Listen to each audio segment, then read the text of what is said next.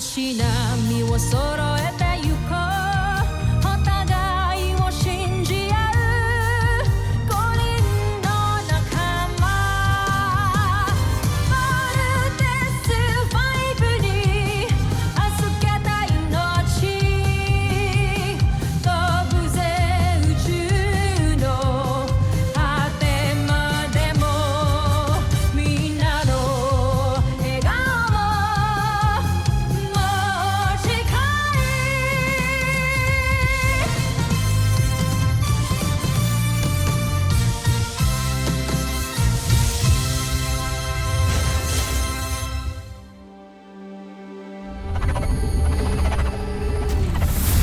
Ang nakaraan sa Voltes 5 Legacy.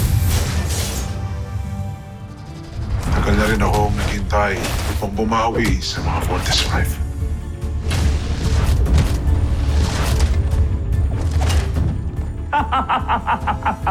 Bakit pa tayo tumigil? Hindi ko pa kayo papatay. Plano ko kayong pihagi at ialay sa aming emperador na si Zambuchi. Game over na ata tayo. No, team. It's not yet over. Oktuan, bilis! Tulungan mo ako i-hack yung control panel para mag-work sa kabila. Para makakataka sila, kuya. Akala mo maiisahan mo. May quantum firewall lahat ang computer system dito. Hindi mo basta-basta malalagyan ng virus ang EVF mainframe. Ay, wala hindi gumagana. Hindi ko pwedeng bigoin si Teresa masyado.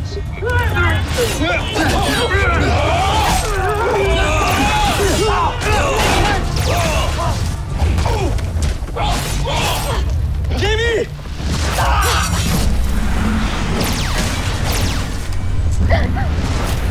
Paano nila nagawa yun? Little John Armstrong! Wow, ha? Talagang nagawa niyo pa mag-bebe time?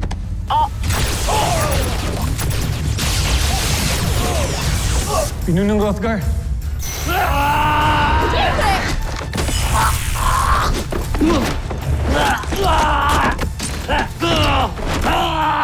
Tapos na ang iyong pupul.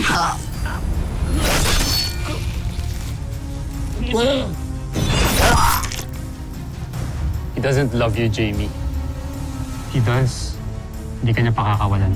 Kaya sana, ako na lang talaga mahalin mo. Ang galing yung mga yan. May incoming transmission. At sino naman yung mukhang weirdo na night na yan?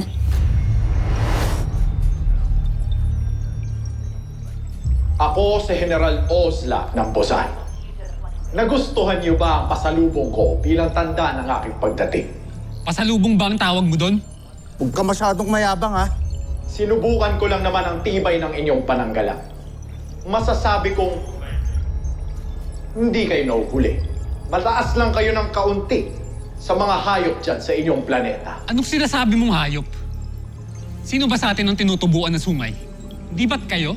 Natutuwa ako sa tapang ninyo, pero walang silbi sa akin yan. Gusto ko lang ipaalam sa inyo na ako ang wawasa kay Voltes 5. At mapapasailalim ang mundo ninyo sa Busan. Tandaan ninyo ang mga binitawan kong salita. Hoy, Blue Kalabaw, bumalik ka rito! Dr. Hook, habulin namin siya. Let's go, team. Teka, sandali!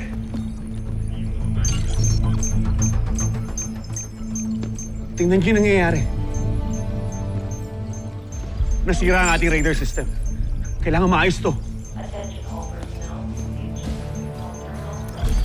Naku! Cascade failure! Paano na yan? Baka mamaya sumugod na ang mga kalaban. Tapos hindi natin sila madedetect. Para tayong bulag na walang kalaban-laban. May kinalaman kaya yung oslak na yun dito? Mukhang ganun na nga. Kung sino man yung General Oslak na yan, mukhang isa siya sa magiging mabigat na kalaban natin. Tomas, I want you to analyze a sample of those meteorites.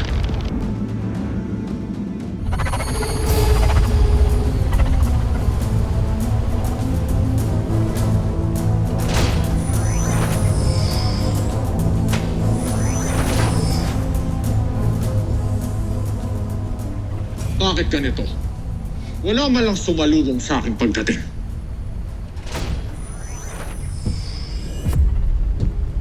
Draco. Ganito ba kayo tumrato ng kapwa niyong general? Ni wala kayong salubong na pagpugay sa akin. Hindi niyo ba alam na ang emperador mismo ang nagpadala sa akin dito? Hindi hiningi ni Prinsipe Zardos ang iyong tulong. Hindi rin opisyal ang iyong pagdating kaya't walang dapat ipagdiwang.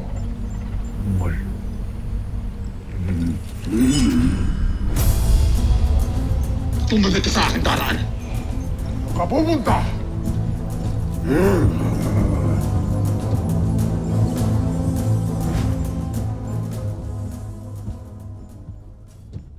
General Oslak, di mo ba alam na isang kabastusan ang umarap sa prinsipe na nakatakip ang muka? Hindi mo ba ako narinig? Sabi ko, huwag kang bastos! Tumigil ka! Hindi ko kailangan sumunod sa'yo. Nahamon kita. Ako pa ang hinamon mo, Draco. Sige, bumunot ka nang makita ng lahat kung sinong mas matibay sa atin.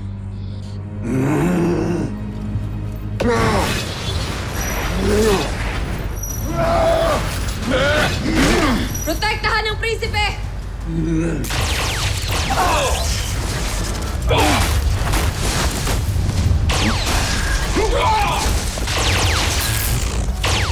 Draco, kumalmat ka, hayaan mo siya, Draco.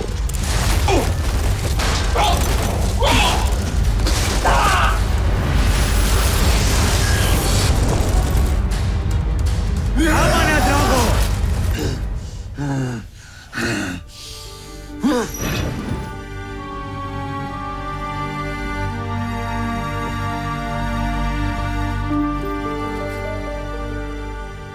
Ipagpaumanhin niyo ang aking kagaspangan, kamahalan. Nais ko lamang ipakita sa inyo ang tibay ng aking baluti. Yari ito sa kakaibang uri ng metal, ang Maxigan. Isa sa mga pinakamatibay na bakal sa buong kalawakan. Kung makakagawa tayo ng mga beast fighter gamit ang ganitong klaseng material, kahit ang laser sword ni Voltes 5 ay hindi kakayaning masakin ito. Napakadaling sabihin. Kamahalan, handa akong patunayan sa inyo ang tibay ng aking baluti. Joffre, kung mamarapatin ninyo, hayaan natin siyang sumailalim sa ilang pagsubok upang malaman kung totoo ang sinasabi niya. Tama ka, General Zandra.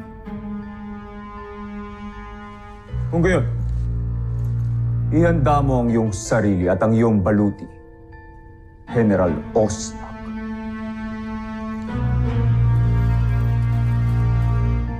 Kahit ano pang pagsubok yan, Ay kakayanin ko, Joffre.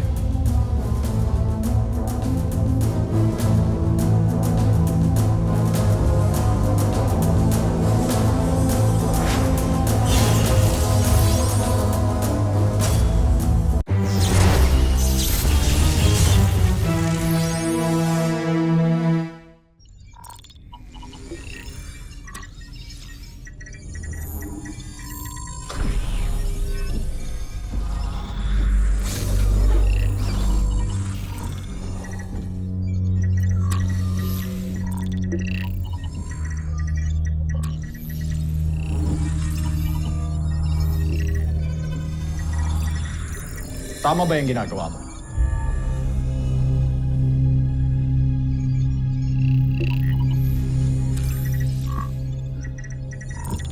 Tabi.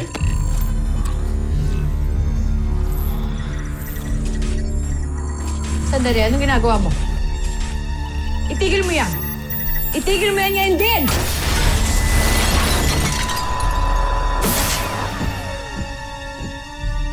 Tingnan mo yung ginawa mo.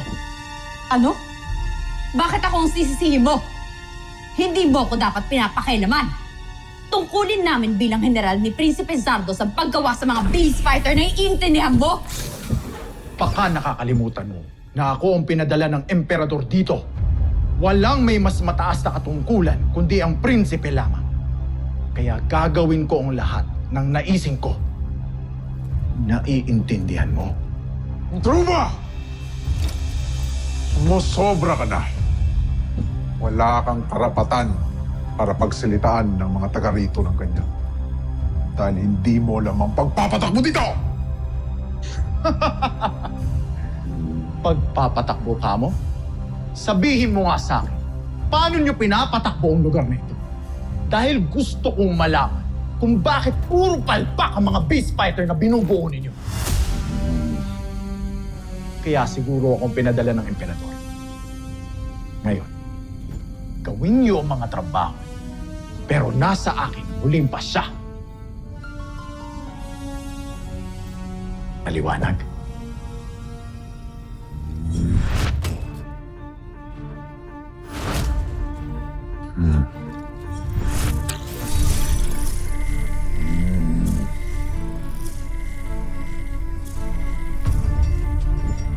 Tabi! Hindi lang dahil kay Jove. Tuturukin ko yung oslak na yan.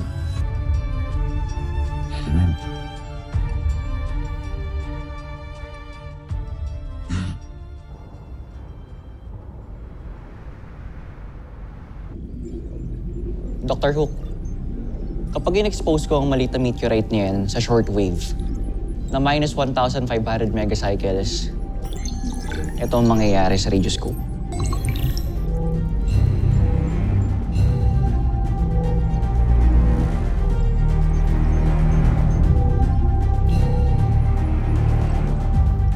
Ibig sabihin malakas ang electromagnetic radiation ng mga bulalakaw. Ngayon naiintindihan ko na kung bakit hindi nag-work ang ating mga radar. Dahil sa lakas ng electromagnetic radiation ng mga bulalakaw na bumagsak sa Camp Big Falcon. It should be enough to cause interference with our radar system. Now listen. It is important to remove the remaining debris from the camp's perimeter immediately. Copy, Dr. Hook. Hindi lang pala puro yabang yan, General Ostak na yan. He's a brilliant scientist too.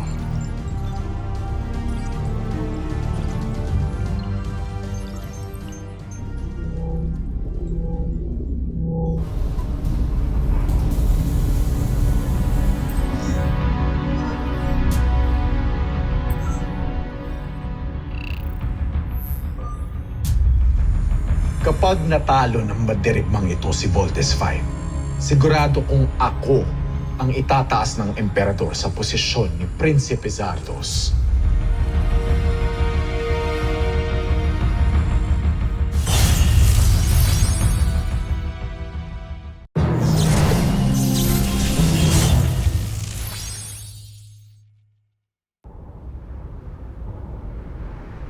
Let's take a picture. Smile. Mas bigger. Bakit? Anong bakit? Bigger. Hindi. Smile naman ako ah. Alright. Wait, someone's calling. Hello? Okay, sige. Papunta na ako dyan. Steve, I'm sorry pero hinahanap na ako sa Rad Center. But thank you for having dinner with me. Na-miss ko to. Thanks, Ava.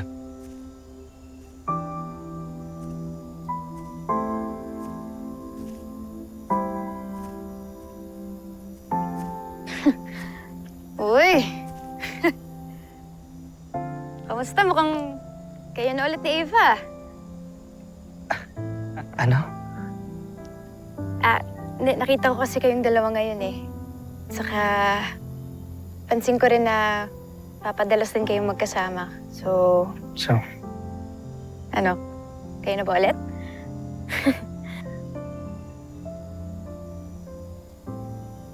I don't know why you're asking this. Garrett, sorry.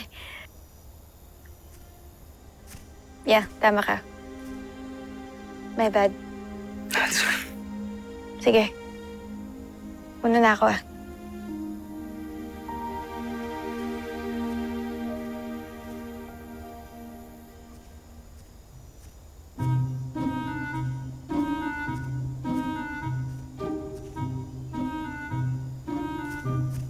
Alam mo, ibang klase ka rin eh, no? Ang galing-galing mong magtaboy ng mga girls. Alam mo kung meron lang award for Jerk of the Year? Hall of Famer ka. Ibang klase ka na eh. Iba na yung level mo, pang expert. Mas grabe yung level mo, manggatong, ano? Uy, joke lang. Yan na. Grabe naman to. Ipagpaumanhin niyo ang magiging opinion ko. Ngunit, wala talaga akong tiwala kay General Oslak. Iniisip namin kamahalan na baka hindi talaga siya ipinadala dito ng emperador.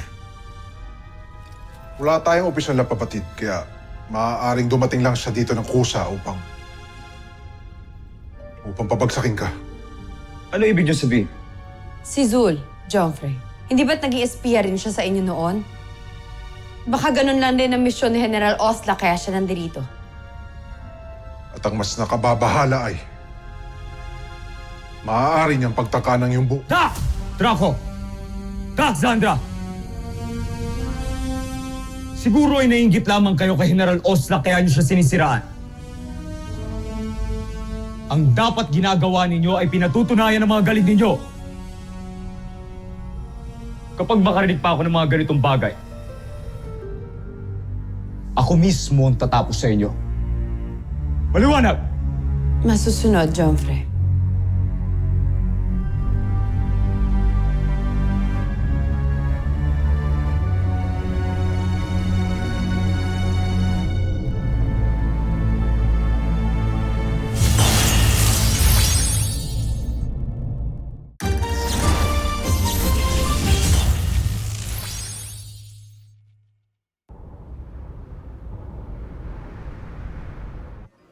Tinanong ka pa talaga?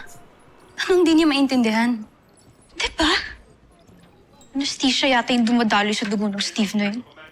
Manhid? So, anong gagawin mo? Ibig sabihin lang nun, tigilan mo na siya. Maybe? Maybe? Patanong talaga? Sure na, wala kang mapapala sa Steve na yan. Kaya move on na, friend. #Steve cancelled. Bakit ba kasi ako nagkakagusto sa taong ayaw naman sa akin? Ay nako, iisa lang tayo ng tanong, friend. At siguro kahit yung pinakamatalinong tao sa mundo, hindi masasagot ang tanong na yun. Jamie Robinson! Kanina pa kita hinahanap. Sorry, Dr. Hook, nalubat po yung comlink ko. Now suit up and report for duty! Yes, Dr. Hook! Yan. Trabaho ka na lang para makalimot dyan sa Steve Manhid na yan. Oo na. Oh, ano pang tinatayo niyo dyan? Move it! Yes, Dr. Hook!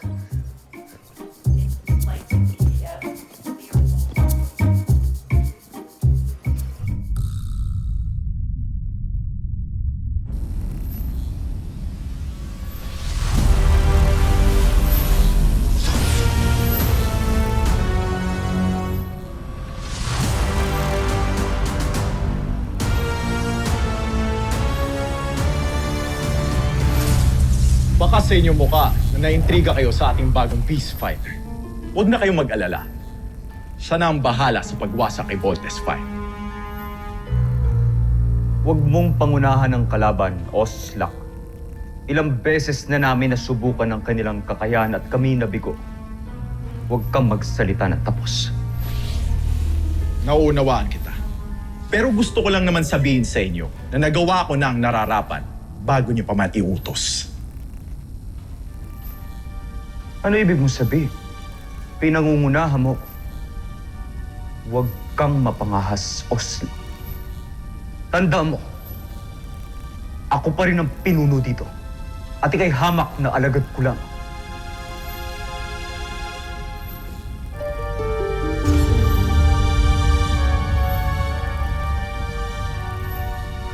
Joffrey, ang nais ko lang naman tukuyin sa inyo ay ang mga bulalakaw na bumagsak sa Camp Big Falcon noong aking pagdating ay nagtataglay ng malakas na kontra-enerhiya, nabubulag sa kanilang mga radar. Hindi nila malalaman ang ating pagdating. Kaya tiyak ako na masusurpresa natin sila. Joffrey. Magaling. Mukhang tama ka, General Oslak. ikaw nga yata ang general na makakatulong sa akin.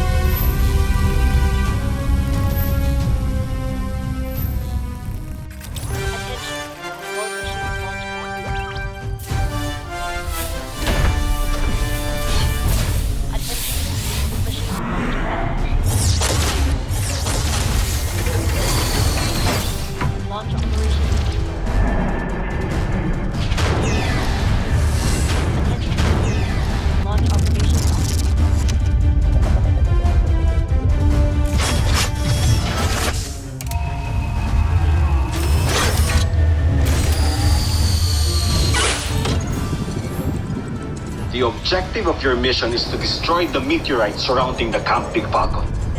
Roger. Roger!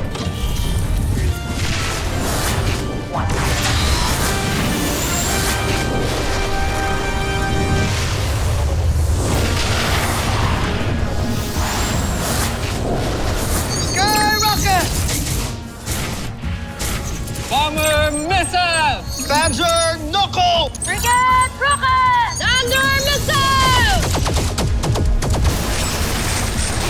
CBF Command. All meteorites eliminated. Mabuti naman at naayos na ang radar system. Yes po, Doctor. Fully operational na. Dr. Hook, may na-detect from the southeast na papuntang Beast Fighter. Red alert! Police team, may incoming Beast Fighter. Southeast Vector 243. Salubungin nyo na! Here we go again. And it was such a quiet day.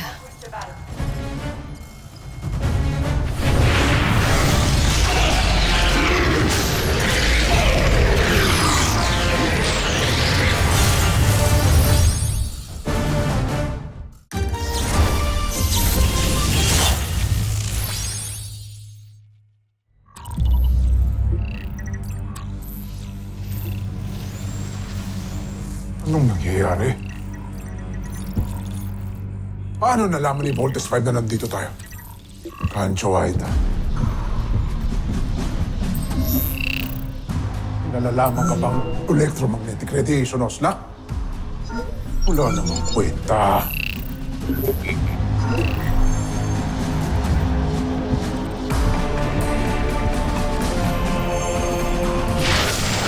Sinabi ko naman sa'yo, Oslak, hindi mo dapat minamalit ang Voltes 5.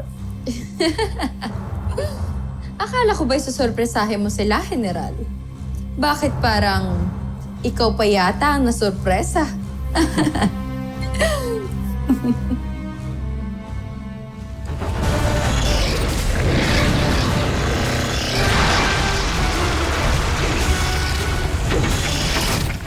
Hala, nakikita niyo ba yun? Grabe, ang laking isda. Nakakatakot ang itsura. Isda na naman. Pero parang hindi to pangkaraniwang beast fighter, ah. Ano, kinakabahan kayo sa isang isda?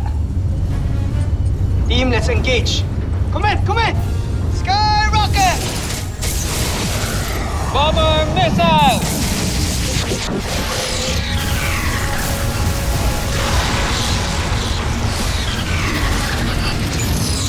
Thunder missile!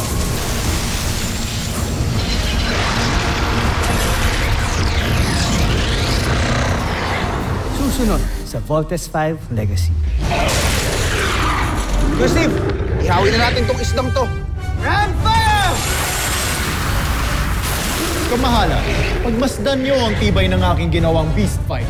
Ultra electromagnetic whip! Ultra electromagnetic top! Tibay talaga ng sangto.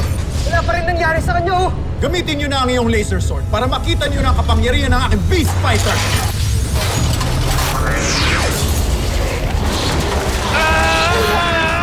Magpaalam ka na, Voltes 5. Katapusan mo na!